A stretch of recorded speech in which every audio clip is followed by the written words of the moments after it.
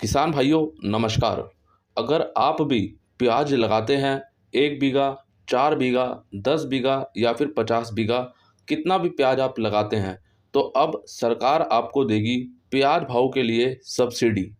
किसान भाइयों ये सब्सिडी कैसे मिलेगी, कितनी मिलेगी वो हम बात करेंगे। और अभी प्याज को लेकर किस राज्य में सब्सिडी दी जा रही है, कैसे दी जा रही है और आगे किन किन राज्यों में प्याज भाव को लेकर सब्सिडी दी जाएगी। तो आइए किसान भाइयों बिना देरी के करते हैं वीडियो को शुरू। अगर आप सभी किसान भाइयों ने अभी तक चैनल को सब्सक्राइब नहीं किया तो अभी कर लीजिए। सब्सक्राइब करने के बाद बेल आइकन को जरूर दबा लीजिए। किसान भाइयों हम समय समय पे बात करते आए हैं कि प्याज निर्यात को लेकर सरकार सब्सिडी दे रही है और समय समय पे ये सब्सिडी में बदलाव होता है। लेकिन अब प्याज भाव को लेकर हमारे किसान भाइयों को सब्सिडी दी जा रही है और आगे कौन कौन से राज्यों में सब्सिडी दी जाएगी। गुजरात सरकार ने प्याज किसान भाइयों के लिए ₹2 प्रति किलो की सब्सिडी की घोषणा की है। यह फैसला मुख्यमंत्री ने कैबिनेट की बैठक में लिया। अभी किसान भाइयों गुजरात राज्य में हमारे जितने भी किसान भाई प्याज लगाते हैं उनको ये सब्सिडी मिलेगी। अभी आगे बात करेंगे कि हमारे किसान भाइयों को प्याज भाव की ये सब्सिडी कैसे दी जाएगी और उनको ये सब्सिडी कब मिलेगी। लेकिन उसके पहले बात करेंगे पिछले वर्ष महाराष्ट्र राज्य कांदा उत्पादक संघ के अध्यक्ष श्री भारत दिगोले जी ने महाराष्ट्र के मुख्यमंत्री श्री उद्धव ठाकरे जी को पत्र लिखकर प्याज के लिए ₹5 प्रति किलो की सब्सिडी का अनुरोध किया था। लेकिन अभी 1 वर्ष बाद भी कोई निर्णय इसके ऊपर नहीं लिया गया और अब फिर से मई महीने में यानी कि इसी महीने में प्याज सब्सिडी को लेकर वार्तालाप फिर से शुरू होगी। अब किसान भाइयों आप ये समझिए कि आपको प्याज सब्सिडी कैसे मिलेगी और कौन कौन से राज्य के किसान भाइयों को अभी प्याज सब्सिडी मिलेगी। सबसे पहली बात, अभी सिर्फ और सिर्फ गुजरात के हमारे किसान भाइयों को प्याज सब्सिडी दी जाएगी और वो होगी ₹2 प्रति किलो के हिसाब से। दूसरी बात करते हैं महाराष्ट्र में अभी ये बात जारी है और वहाँ पे अगर सरकार जैसे ही मानती है तो अभी जो अनुरोध किया गया है वो ₹5 प्रति किलो के हिसाब से अनुरोध किया गया है। यानी कि प्रति किलो के हिसाब से ₹5 की प्याज भाव पर सब्सिडी दी जाए। इसके अलावा क्या मध्य प्रदेश में अभी हमारे किसान भाइयों को प्याज को लेकर सब्सिडी दी जाएगी या नहीं। तो अभी किसान भाइयों मध्य प्रदेश में किसी भी तरह से सब्सिडी को लेकर कोई बात नहीं उठी है।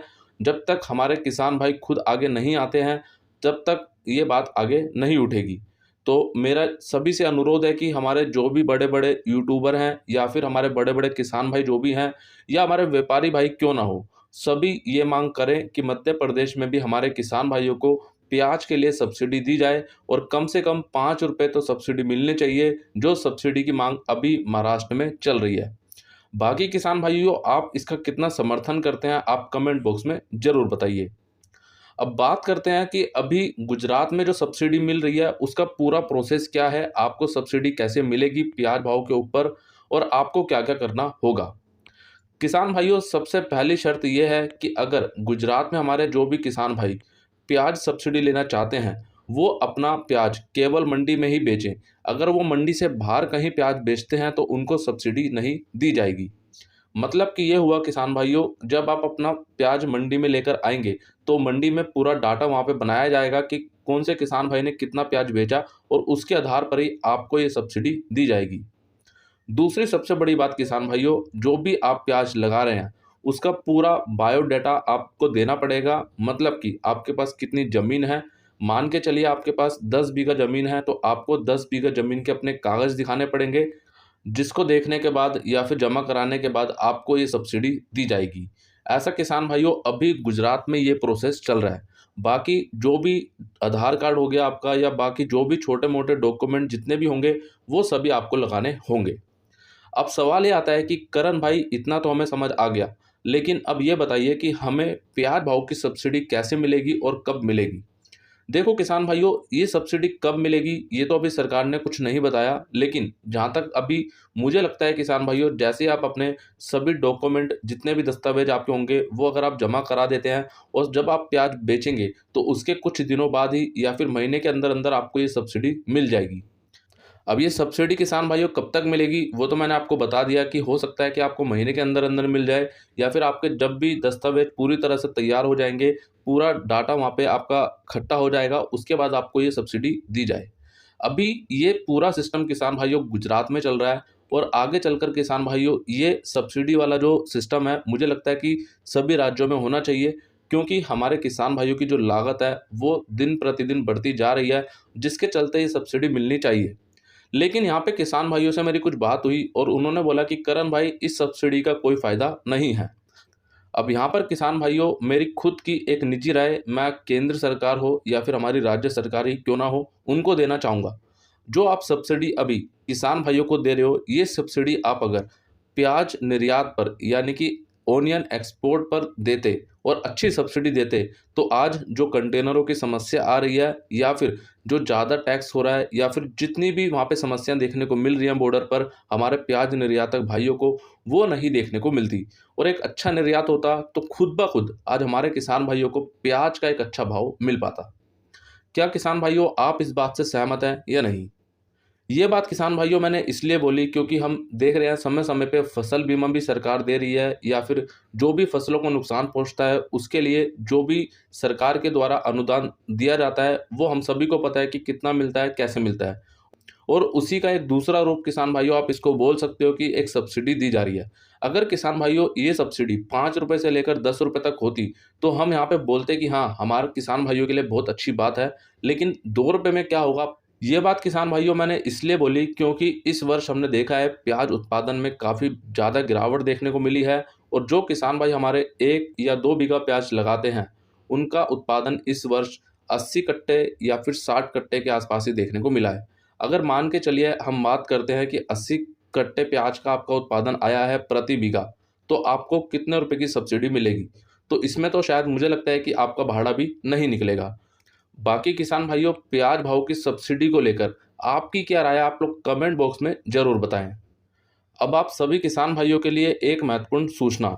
कल 3 मई 2022 मंगलवार को इंदौर मंडी का पूर्ण रूप से अवकाश रहेगा, तो आप सभी किसान भाई अपना माल इंदौर मंडी में कल लेकर ना आए और असुविधा से बचे।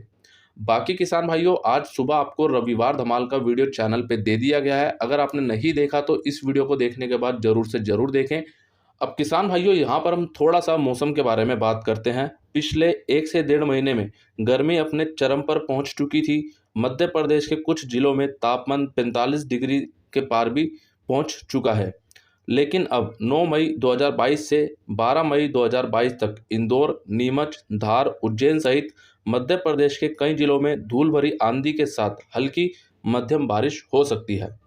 तो यहाँ पर जितने भी किसान भाई हमारे मध्य प्रदेश के हैं, वो सभी किसान भाई थोड़ा सा ध्यान रखिएगा कि अभी हो सकता है कि अगले एक एक सप्ताह के बाद कहीं ना कहीं मौसम में थोड़ा बहुत परिवर्तन देखने को मिले, और आंधी के साथ कहीं ना कहीं बारिश भी देखने को मिले। अब यहाँ पे किसान भाइयों बात करते हैं कि अगले 4 महीनों में मॉनसून कैसा रहेगा पूरे भारत के अंदर। मॉनसून सामान्य रहने की संभावना तो अभी बन रही है, लेकिन पूरे भारत में अगले 4 महीनों में लगभग 95% औसत बारिश होने की संभावना है। लेकिन महाराष्ट्र में 100% से ऊपर बारिश होने की संभावना दिख रही है।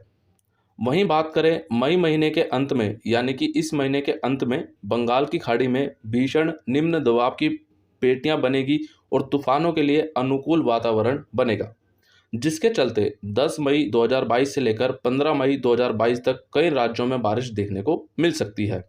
लेकिन मई महीने के अंत में बारिश शुरू होने की पूरी संभावना दिख रही है। और साथ ही साथ बात करते हैं जून महीने का जो मॉनसून है इस साल समय पर आगमन के लिए अनुकूल भी रहेगा। तो कुल मिलाकर किसान भाइयों इस वर्ष हो सकता है कि मॉनसून में कुछ बड़ा परिवर्तन देखने को ना मिले, सामान्य रहे या फिर सामान्य से थोड़ा ज़्यादा देखने को मिले। तो आइए किसान भाइयों अब बिना देरी के देख लेते हैं आज की इंदौर मंडी की पूरी रिपोर्ट। सबसे पहले बात करते हैं आज लहसुन की। 1-2 लोट ऊपर में बिका 3200 रुपये तक, सुपर माल 2200 से 2800 रुपये, एवरेज माल 1500 से 2000 रुपये, मीडियम माल 800 से 1400 रुपये, हल्का माल 200 से 600 रुपये। लहसुन में भाव आज कहीं ना कहीं मंदा देखने को मिला। किसान भाइयों जो लहसुन अभी शनिवार तक 3500 रुपये तक बिक रहा था, आज केवल 1-2 लोट ऊपर में 3200 रुपये तक ही बिके हैं। इसके पीछे किसान भाइयों जो अभी एक कारण बताया जा रहा है वो ये बताया जा रहा है कि अभी भी इंदौर मंडी में और अन्य मंडियों में बीमारी वाला लहसुन देखने को मिल रहा है। अब बात करते हैं प्याज की। प्याज आज 1-2 लोट ऊपर में बिका 1000 रुपये, सुपर माल 800 से 900 रुपये, एवरेज माल 600 से 750 रुपये, गोल्टा माल 400 से 600 रुपये, गोल्टी माल 200 से 400 रुपये, छाटन माल 100 से 200 रुपये। आवक रही आज लगभग 50,000 से लेकर 55,000 कट्टों की, और प्याज में भाव आज लगभग सामान्य देखने को ही मिला। एक बात किसान भाइयों मैं आपको बताना चाहूँगा कि इंदौर मंडी में जो प्याज की आवक हैं वो कोई भी आपको सटीक नहीं बता सकता।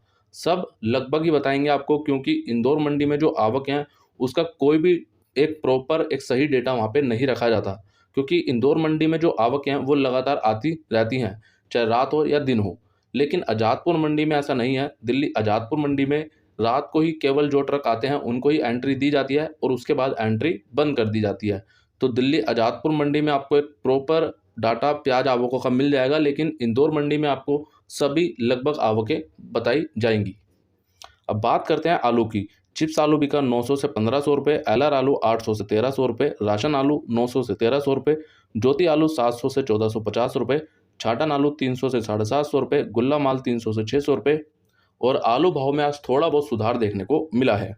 किसान भाइयों, शनिवार को थोड़ा बहुत डाउन देखने को मिला था, लेकिन आज फिर से चिप्स आलू, ज्योति आलू में थोड़ी बहुत तेजी देखने को मिली है। आज का ये पूरा वीडियो किसान भाइयों आपको कैसा लगा, ज़्यादा से ज़्यादा कमेंट करके ज़रूर बताइएगा। वीडियो अच्छा लगा है तो लाइक कीजिए, हमारे सभी किसान भाइयों तक शेयर कीजिए। और हाँ किसान भाइयों, अगर आप अभी तक ग्रुप में नहीं जुड़े हैं तो अभी जुड़े, जहाँ पर हमारे लगभग 3000 से ऊपर किसान भाई जुड़ चुके हैं, तो आप भी उस ग्रुप का हिस्सा बनिए।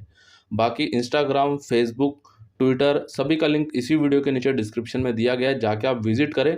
और हाँ, सभी राज्यों की सभी मंडियों के सभी जिंसों के भाव अगर आपको देखने हैं तो आप अभी विजिट करें www.mandibhavupdate.com। इसका लिंक आपको इसी वीडियो के नीचे डिस्क्रिप्शन में दिया गया है। यहाँ पर आपको इस वेबसाइट पर सभी मंडियों के आपको भाव दिए जा रहे हैं रोजाना, तो जाकर आप सभी किसान भाई विजिट जरूर करें। बाकी जो किसान भाई इस वीडियो को फेसबुक पर देख रहे हैं तो फेसबुक पेज को भी लाइक अवश्य करें। मिलते हैं किसान भाइयों आपसे एक अगली और नई वीडियो में। जय जवान, जय किसान।